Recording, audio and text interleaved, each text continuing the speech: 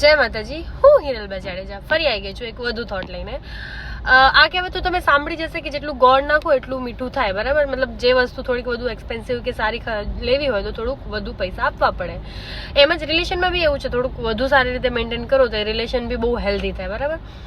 હવે આજની જનરેશન પ્રમાણે સુગર નાખીને બી બધા મીઠું કરે છે. લાઈક સુગર નાખીએ તો બી ગોળનું કામ કરી લે, પણ સુગરમાં શું હોય કે લોંગ ટર્મ પર એ ડાયાબિટીસ કરે આપણને, બરાબર? વધુ સુગર નાખવાથી ડાયાબિટીસ થાય. તો આજના જે રિલેશન છે ને સુગરવાળા છે. લોકો મોઢા ઉપર મીઠા થઈ જાય, બહુ જ સાકર નાખી દે, બહુ જ મીઠા થઈ જાય, બરાબર? અને એ લોંગ ટર્મે પાછળથી આપણા માટે ડાયાબિટીસ જ કરાવે એવા હોય. એટલે હું એવું કહીશ કે તમે ગોળ નાખજો, સાકર નહીં નાખતા. થોડીક નાખશો ને તો ચાલશે, મીઠું નહીં થાય ને વધુ તો ચાલશે.